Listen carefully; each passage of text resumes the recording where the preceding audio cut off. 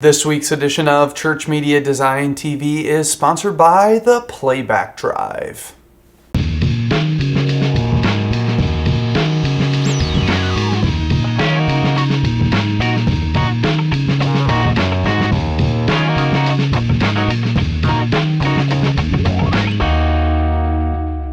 Welcome to another edition of Church Media Design TV, tips, tricks, and how-to for you, the Church Media Designer. I'm your host, Brad Zimmerman, and I am joined every week by my favorite bobbleheaded friends. You got it right. We got Jamie and Adam from the Mythbusters. We got Dwight Schrute, the King of the Office. We got Little Whitey, the miniature version of me, and of course, Jesus Christ, the Son of the Lord Most High. Well, on this week's edition, we're talking about compression and codecs and everything else you want to know about converting video. And we're going to be talking about the Adobe CS5 Media Encoder, as well as what versions to pick and what settings to use no matter what tool you're using to convert video or to render video. So hopefully you guys will learn a little something about that this week, as well as we have an awesome giveaway of a cool game show thing that we'll talk about later, as well as some sweet inspiration and a whole lot more. So if my favorite bobbleheaded friends are ready, let's get into it. Well, this week's news comes to us from the Motion Graphic Design Census. Now, in 2010, Motionographer.com, and I think maybe some other people with them, helped put on the first ever Motion Graphic Design Census. Now, Motionographer is a great site for inspiration. They show all sorts of amazing commercial motion graphics and that sort of thing. Well, they did the first ever census of motion designers across the world, and the results are in. As you can see here, you can find out more at the motiongraphicdesigncensus.org. A couple notes on the survey: 55,000 respondents, and most of those respondents were outside of the U.S. Interestingly enough, though, the people who are outside of the U.S. claim to be U.S. citizens, which I thought was very interesting. But getting to some really interesting things, what was the software used the most in 2009? 1,395 people said After Effects, far and above Photoshop, which I find really hard to believe because 99% of the time I use Photoshop first and then I go into After Effects. So very interesting there. And most people, over 2,000 said they use a Mac over PC. You know, those are some basics. But the really interesting thing is if you're out there and you're like, man, I want to know how much to charge for freelance work. You know, I work for my church, or, you know, my church is asking how much they should, you know, how much I should get paid to do this one special freelance job. Or some of you are sitting there saying, I wish they would pay me. So, you know, sorry about that if you're not getting paid. But if you're doing freelance work and you're wondering how much you should get paid, I actually asked people who are doing freelance how much they get paid per job. So here are the self-employment hourly rates for designers, and as you can see, most people were in this, you know, 35 to 50 range, and it tapers down from there. So a lot of people at, you know, less than 35 an hour or around 35 an hour and 50 an hour, and then like 65, 70, and then not many people up in the top range. Usually that top range, you work for a firm, and so you're not working freelance anymore, you're working with a company. So I just thought it was interesting for me even to look at how much am I charging for my rates, how much is everybody else charging, and there's tons of other great info in there. So I encourage you to go check out motiondesigncensus.org, I think is the website. If not, it'll be right below. So make sure to check that out. It's some really interesting stuff to see what's the state of our motion design industry. So check that out. Well, let's reach into the stockpile and grab some great resources for you and your church. And the first one is Design Kindle. Now, this was actually submitted by a viewer, so if you have any resources you want to submit, make sure to do that. But Design Kindle has nothing to do with the real Kindle, the ebook reader, but it is a stockpile of a bunch of Photoshop and Illustrator and different really cool stuff. So as you can see here, some drop-down menus, glass text effects, some menus, some wooden textures. But the one that really caught my eye, and I really would love for somebody to make this, is an awesome looking video player. Now, it's just the design of the video player, but man, it would be cool to see this actually implemented and made into something. So yeah, if somebody wants to build this for me, I will use it on the CMD website. So our next resource is actually for the church. This is a huge resource library from a church that has a similar idea to a lot of churches out there, and I think it's awesome, is this idea that some churches have a lot of resources and they have a lot of time and energy and staff that get put into creating media that gets used for, a series or a month or a week or something like that, but then just gets stored on a hard drive and never used again. But the idea is, why not just share that? We're done with it. We've taken the time. We had the resources to do it. Why not share the wealth? And so that was why this site and many others were created. But check out vintagechurch.cc. And as you can see here, they have a ton of different series and graphics. And, they got stuff from Christmas to Easter and Mother's Day and a lot of different great series in here. We can check out this series for Suburban Myths. And you can see here they have free downloads of all the graphics. But if we go back and check out, like this Mother's Day graphic, you'll see here, not only does it have the graphics, but it has special media and a bulletin printout. So all of them vary a little bit, but it's a great starting place if you need something fast, you need to do a quick youth series, or you need to do something for kids that they can't read anyway, and you get frustrated that you have to spend all this time. Maybe this is a great place to check out. So check out that site. And then last but not least, this is from Web Design Ledger, which is a great website. I want to encourage you guys just to check out this site. Tons of great resources. But recently they did 80 plus color altering Photoshop actions. So a Photoshop action is basically a series of steps inside Photoshop that you can automate, and so you click on this automation and it goes through and it does like levels and curves and applies one effect and then does another thing. So it's a really fast way to do stuff. So all of these actions basically take all of the cool iPhone photography and all the different cool camera apps that you can get out there and shoves it inside Photoshop, which was the originator of all of these things. So if we look here, we have 6 actions in this pack, and you can see the original, and then vanilla, marshmallow, cream, cinnamon, crispy, all of these different interesting deals. This one very much feels like what a lot of the cameras do on the iPhone, that taking cool photos and just kind of changing them up, and it does it for you really, really fast. Now we're going to talk about color grading inside After Effects and inside Premiere and Photoshop in the future, but this is a great way to get yourself started, and I would encourage you to kind of like pick apart what did it do to make that happen, so you can kind of learn the inside of it and understand what it's doing. But this is a great quick way to make your photography really stand out. So make sure to check out Web Design Ledger, vintagechurch.cc, and what was our first one?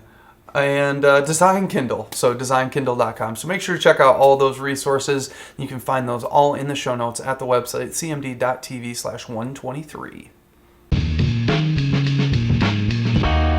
Well, before we move on, let's say thank you to our sponsor of the Playback Drive. Now, if you haven't heard about the Playback Drive, what it is a physical external hard drive that you can use to get yourself started with visual worship or kick-started in visual worship. This drive is chock full of tons and tons of great content. So let's head over to their website and find out a little bit more. So it's the first plug-and-play visual worship library. And as you can see here, it's made for the Mac and PC. They have 320 different images and videos and backgrounds, and it works in programs like PowerPoint, Pro Presenter, Pro Video Player, Keynote, Easy Worship, and Media Shout. So it has all of your different presentation softwares covered. And if you check out here the content itself, you can see that they have HD videos and some SD videos. They have triple wide videos, as well as a bunch of still images. So tons and tons of great content that's going to cover you, whether you have one screen or 3 screens, or you're projecting on your room, this drive's going to get you covered, and it's going to get you started and make it so you don't use that same background that you kind of like every single week for an entire year. It's plus the drive has a bunch of extra space, so you can start putting all of your new content on this drive and have one spot with all of your stuff, so you can swap it between computers or, that sort of thing. So it's a great deal. And if you go check out the drive in the month of January and you buy one of their upgraded drives, which basically means it's got eSATA and FireWire 800, if you buy one of those drives, you're going to get Igniter Backs Volume 7, the Plus Edition, which means that it has triple wide content as well as the regular widescreen HD content, all a part of this, and you're going to get that absolutely free. So that's a great value. So I want to encourage you guys to go check out theplaybackdrive.com. Well, this week we're going to be talking about compression and codecs and video conversion. Now, hopefully most of you know how to actually render a video out of your programs. And real quickly, I just want to kind of set up some simple principles and just kind of help you understand what's going on and what the proper workflow is for video. Now, I don't claim to be an expert, but this is just what I've come to understand over the years of doing this. The first thing is there's 2 different types of formats. There's lossy and lossless. Now, a lossy format is what you would give to a final user. This is what you see on your TV set. This is what you see inside ProPresenter. This is what you see on the internet. Those are all lossy formats. Lossless formats are the formats that you're probably recording. Now, that's not always true, but a lossless format is a format where you're not losing any quality. You're saving in a file type where it's uncompressed, full quality. You have all of the data you could ever use. If you're into photography, a lossless format would be RAW, whereas JPEG is a lossy format because JPEG actually loses quality. It doesn't have as much depth to it and all of those sorts of things. So those are the 2 big deals. So when you're rendering out of any sort of program, what I would suggest you do is you render out to a lossless format. So you render out to some sort of QuickTime file or an AVI file that's in a lossless format,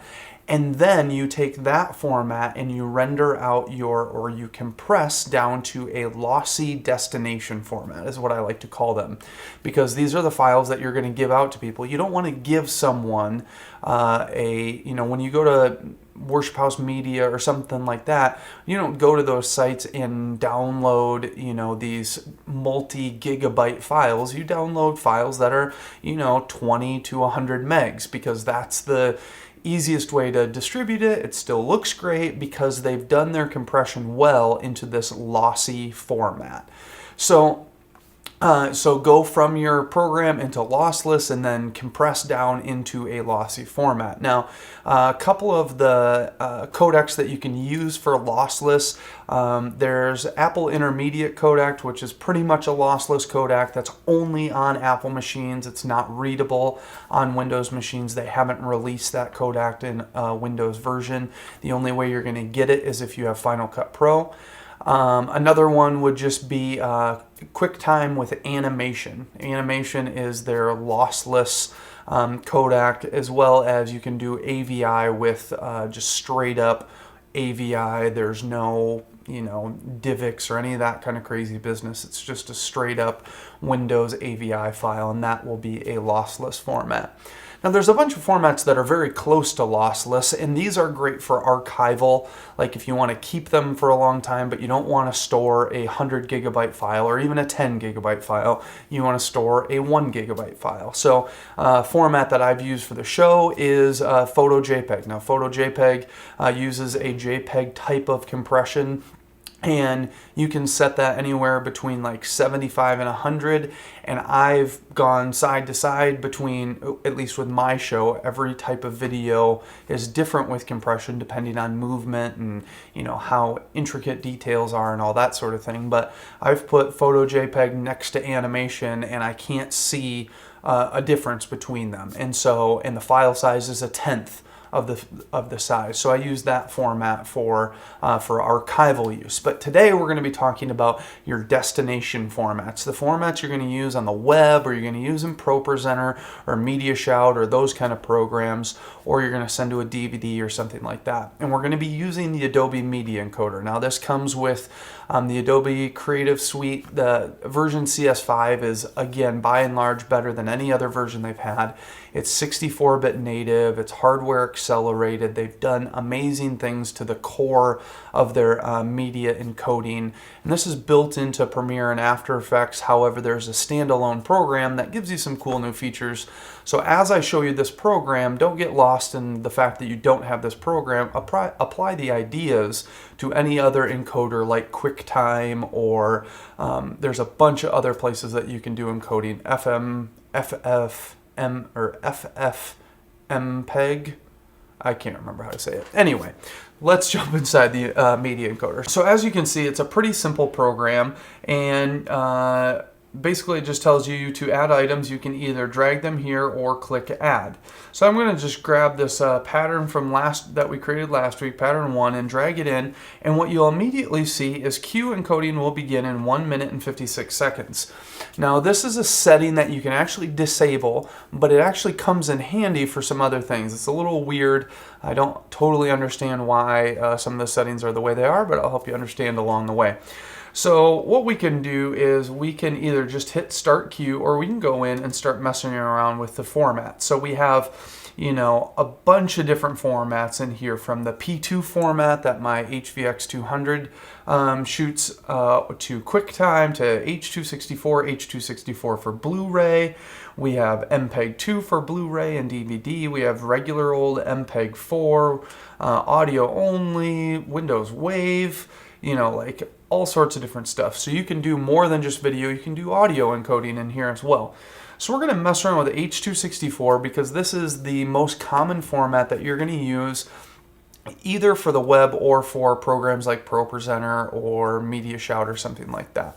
So we're going to select H.264, and then we're going to click on our preset here, and whoops, we're going to click on the drop down for the presets, and you're going to see that there's a whole ton of different presets here. And these are all the built-in ones. So we have Apple TV presets, we have HD TV presets, we have even TiVo and Vimeo and YouTube presets, and you can export any of your preset settings. So we could go with like a Vimeo HD and just hit start queue and go for it. Or we can click on the preset button, and it's going to pop open this big huge window that may be scary to some of you.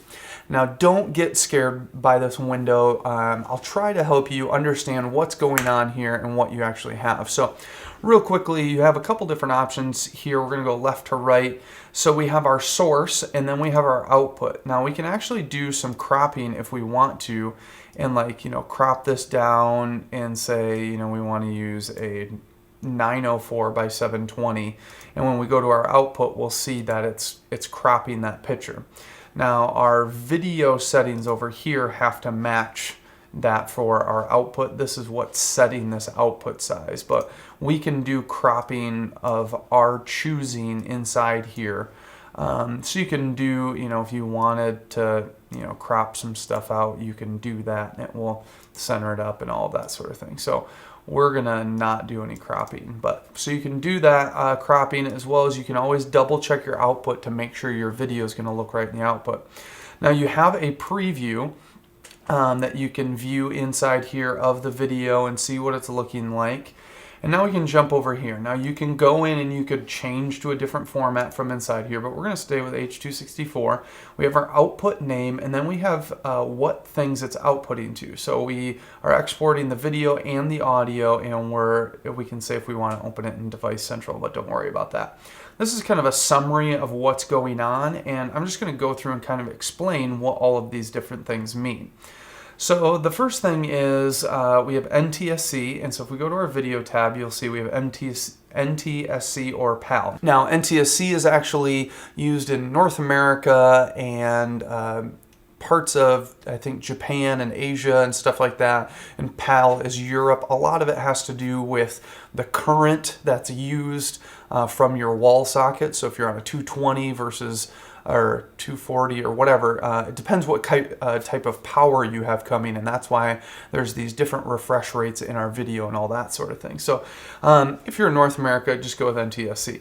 Now we have our frame width, which we can see here, and we can scroll down a little bit further, and now we have our frame rate in frames per second.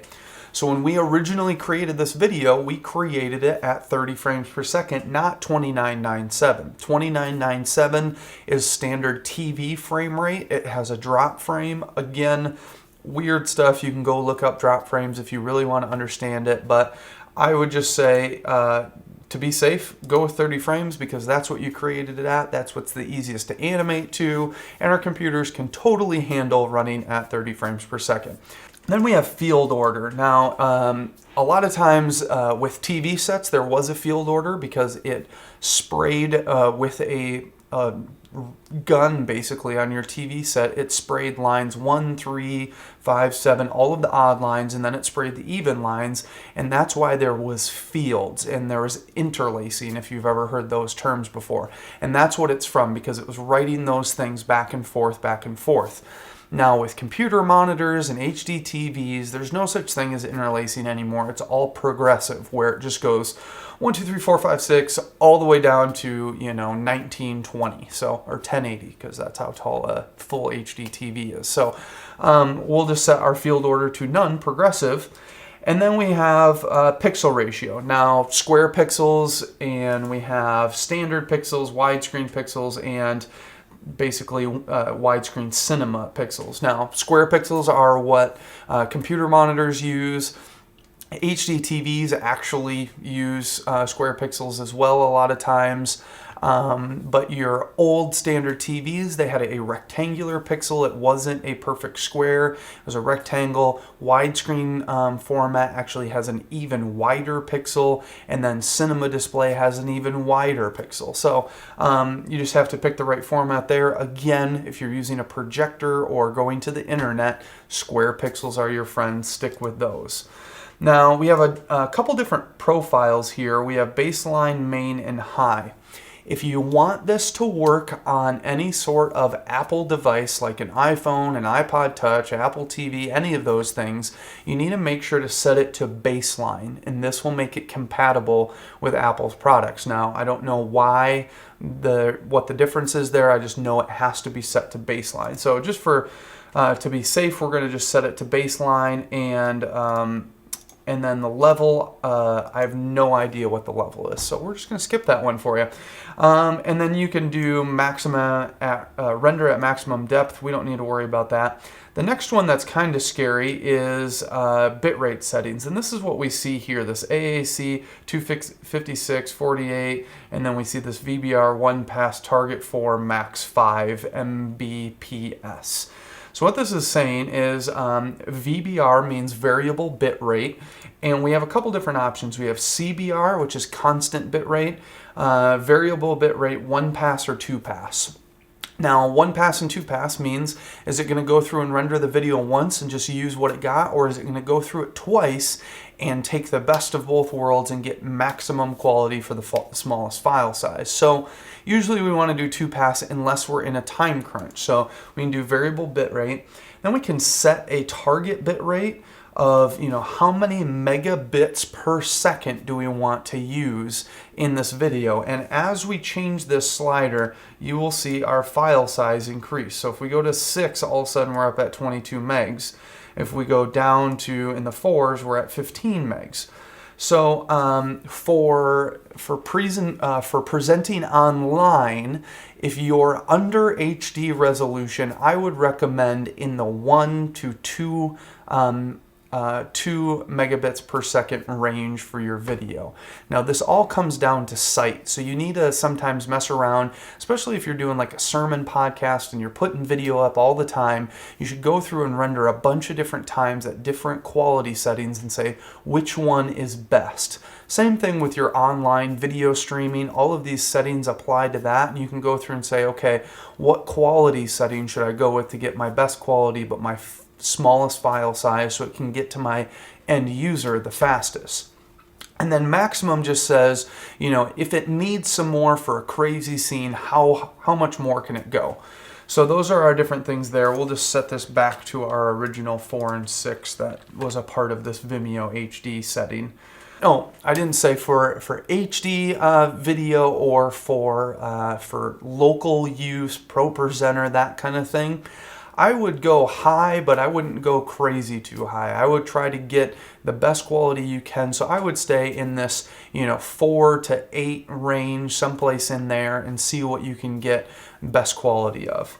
Now the last one down here, we have set keyframe distance. Now setting keyframe distance means how often would you like it to go and take a snapshot of the original frame, because it's interpolating between these keyframes. It's just like in After Effects or someplace else. If you set a keyframe of your opacity at 100% and you set a keyframe of your opacity at 0%, it figures out how to ramp down in between. The same thing happens with video compression, where it's going through and it's saying set a keyframe here, and now I need to figure out what the frames are in between.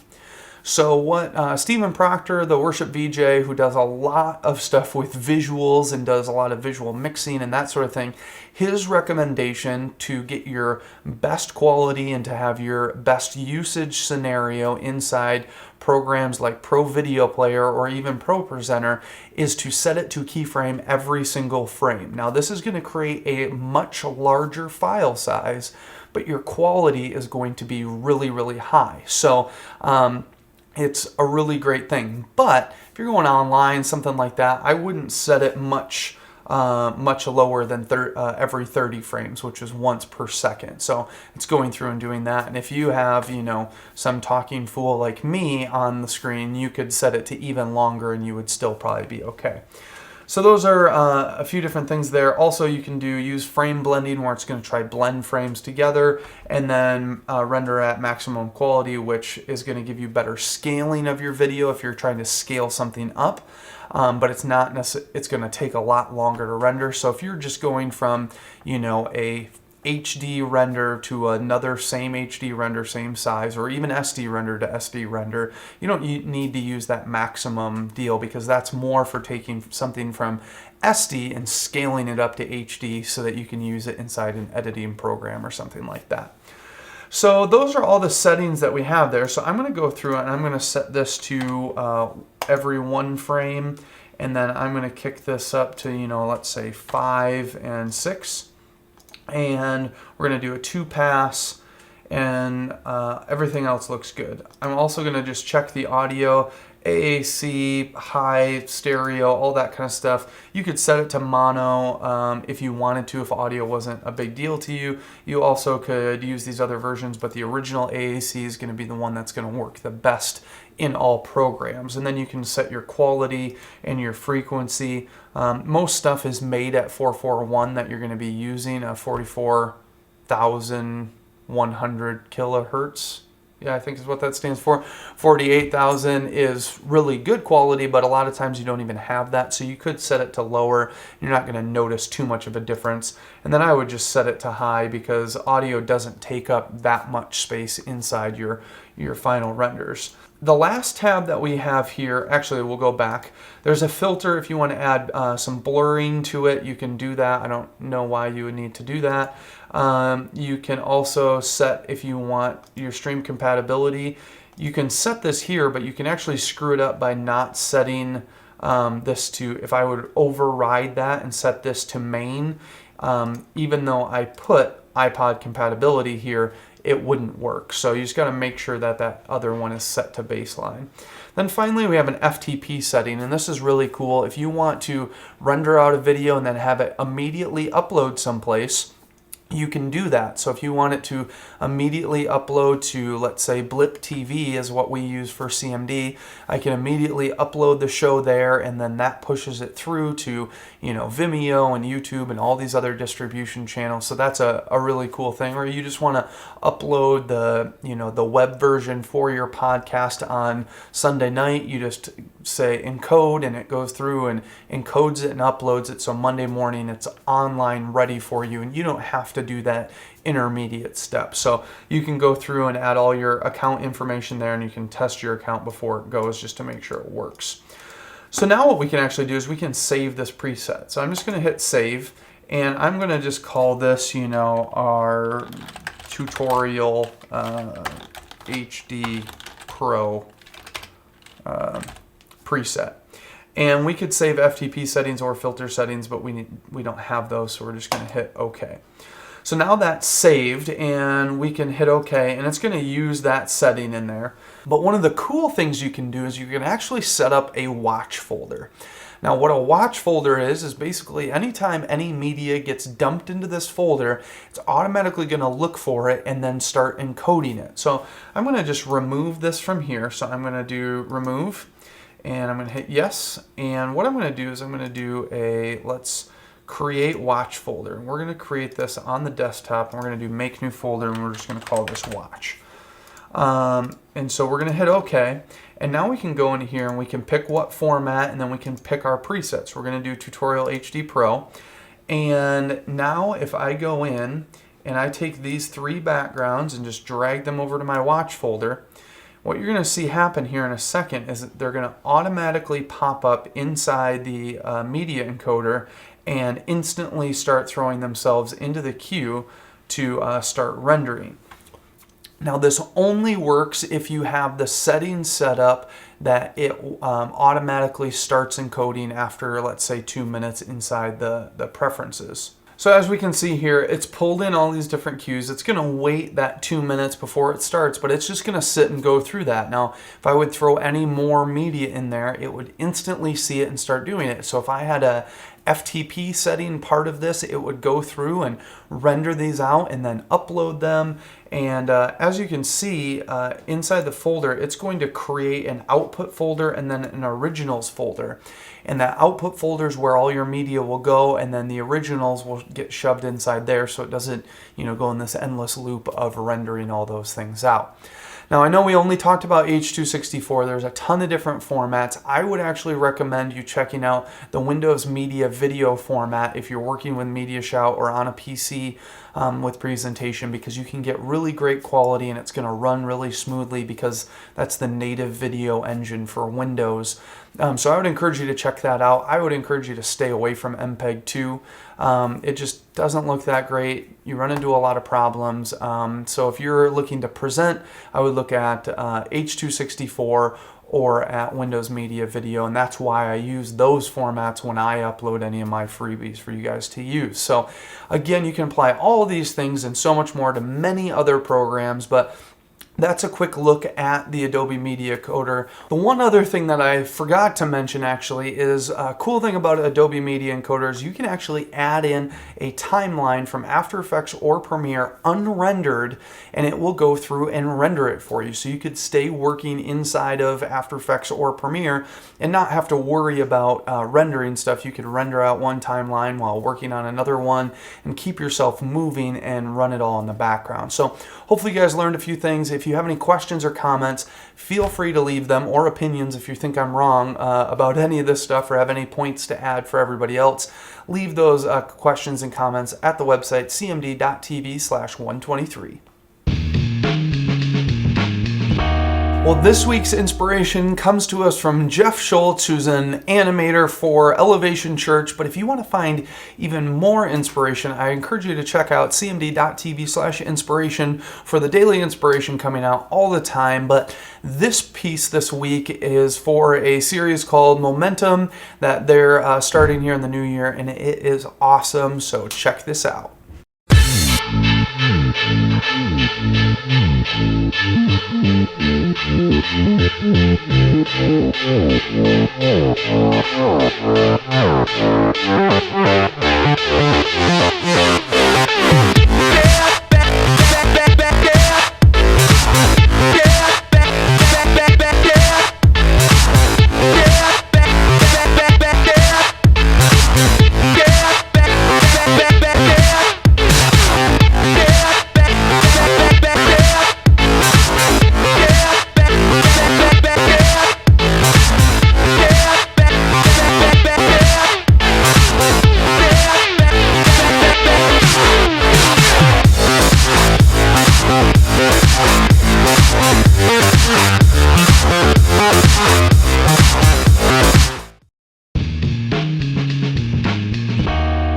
Well, this week, instead of a freebie, I actually have a giveaway from my friends over at Digital Stash. Now, Digital Stash is creating all sorts of media for the church. They're two of the guys behind Church Tech Talk, and they're over at the Gurus of Tech conference. So these are great guys that are doing some awesome stuff with media, and they're taking it one step further. They said, making backgrounds is cool, and, making a bunch of backgrounds that go together for a song so that everything kind of is seamless but doesn't get boring. That's kind of cool too.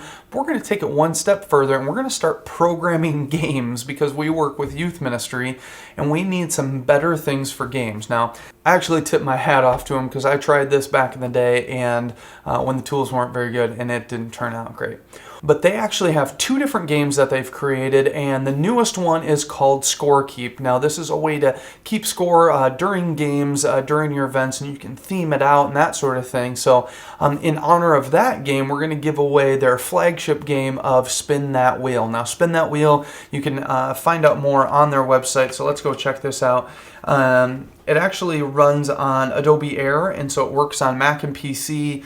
You can edit up to 15 different custom entries. It has a soundtrack and sound effects and the whole 9 yards, so it gives it a real game show feel to it, as well as it works in SD and HD, and you can save and share your game files, and you have a random outcome every single time. So it's really, really intuitive software, and the best part is the price is only $25. It's very affordable, and we're giving away a full copy of this. So if you head over to CMD.tv/giveaway1, you're going to find out more about how to enter that giveaway. All you have to do is leave a comment of your favorite game show, and we're going to randomly choose one person from the list. However, if you enter more than once, you will be disqualified. So that's the only rule to the contest, is you're only allowed to enter one time.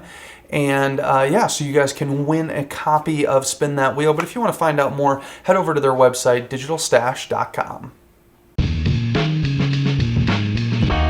Well, thanks for tuning in to another edition of Church Media Design TV. I know it was a little bit more intellectual today and not quite as pretty, but hope you learned some things about video compression and what you need to be doing to compress your videos properly.